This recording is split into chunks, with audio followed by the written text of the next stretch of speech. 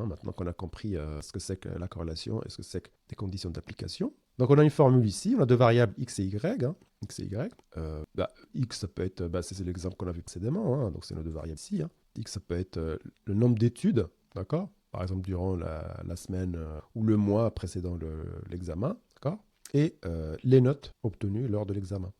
On observe ces variables sur une population, sur une classe, par exemple, et on trace les points ici. Chaque point va correspondre à un élève avec ses heures d'études, le nombre d'heures d'études qu'il a faites dans le mois précédent l'examen, et la note obtenue. Donc ça, c'est ma variable x sera le nombre d'études, le nombre d'heures, et la variable y sera les notes. Donc ici, alors c'est une formule qui paraît compliquée comme ça, mais de toute façon, on va faire un exemple concret hein, pour calculer tout ça. Et puis vous allez voir que c'est pas si compliqué que ça. En fait, ici, chaque paire ici, c'est une somme. Un sigma, c'est la somme. Mais i, par exemple, si j'ai une classe de 30 élèves, mon i va varier de 1 jusqu'à 30. Donc je vais faire le x1, premier élève. Enfin, c'est pas trié forcément. X1, c'est voilà, un élève. X2 sera deuxième élève, troisième élève, etc. jusqu'à x30. Donc je fais xi moins x bar. X bar, c'est la moyenne. Hein, c'est la moyenne de mes notes. D'accord.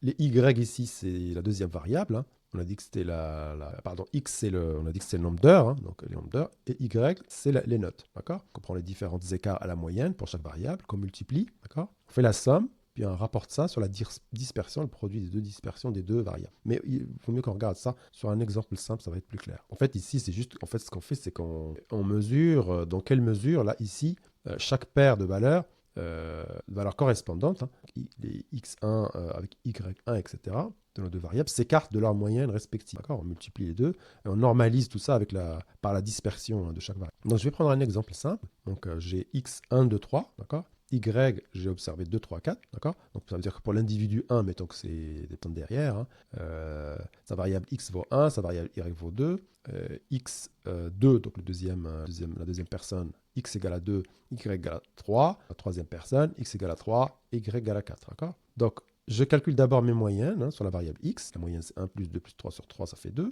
Alors, je calcule ma moyenne sur la variable y, 2 plus 3 plus 4 sur 3, nous sommes de 3. Je calcule mes écarts à la moyenne, donc je fais 1 moins 2, moins 1, 2 moins 2, ça fait 0, et 3 moins 2, ça fait 1. Je fais la même chose hein, ici, donc 2 moins 3, ça fait moins 1, 3 moins 3, 0, 4 moins 3, 1. Maintenant, je calcule mes carrés des écarts à la moyenne, parce que j'en ai besoin ici. C'est les xi moins x au carré, d'accord. Donc, je prends ces valeurs-là, et j'élève au carré. Moins 1 au carré, c'est 1, 0 au carré, c'est 0, 1 au carré, c'est 1. Ici, de toute façon, c'est comme c'est les mêmes chiffres, hein, mais enfin, j'ai choisi un exemple très simple, basique. Hein. J'ai 1, 0 et 1, d'accord. Ici, j'ai calculé, donc j'ai mes écarts à la moyenne qui sont ici.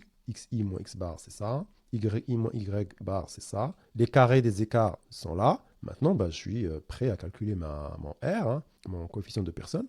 Donc pour le numérateur ici, j'ai la somme du produit des écarts à la moyenne. Donc je prends mes deux quantités ici, les écarts à la moyenne, et je multiplie terme à terme, hein, moins 1 fois moins 1, ici, hein, moins 1 fois moins 1, plus 0 fois 0, plus 1 fois 1, d'accord. Donc ça me donne 2. Pour le dénominateur, j'ai la racine, en fait c'est une somme, c'est le produit de somme. Donc je dois d'abord faire des sommes de mes écarts au carré, c'est-à-dire je dois sommer ça, d'accord. Je dois sommer ça, les multiplier entre eux et prendre la racine. Excusez-moi, il y a ici une petite erreur. Le 2, il est correct, hein, parce qu'il est correct, donc on va voir. Donc, ce que je vais faire, je fais donc, la somme des xi moins x bar au carré, je fais la somme de ça, ça me donne 2, d'accord. Fois la somme des y moins y bar au carré, c'est la somme de ces entités-là, donc ça fait 2, d'accord. Et je prends la racine de tout ça. La racine de tout ça, c'est racine de 4, c'est 2, d'accord. Donc, ce résultat, il est OK. Donc, en fait, j'ai un R qui est égal à, donc, numérateur c'est 2, dénominateur est égal à 2, donc ça fait 2 sur 2, j'ai un R égal à 1. Voilà, donc on a une corrélation donc, positive et parfaite. On verra l'interprétation du signe de R, etc.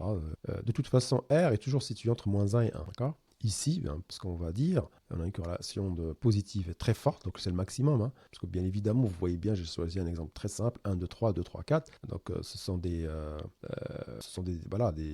a une relation linéaire directe. D'accord. Quand j'augmente de 1, ici, mon y augmente de 1 aussi. 1, 2, 2, 3, puis 2, 3, je passe 3, 4. Donc c'est une corrélation linéaire parfaite, positive. Voilà. Donc je vous ai montré un calcul comme ça simple, mais bon, voilà, avec des données réelles, hein, on va plutôt utiliser un logiciel statistique ou Excel hein, pour calculer le coefficient de corrélation.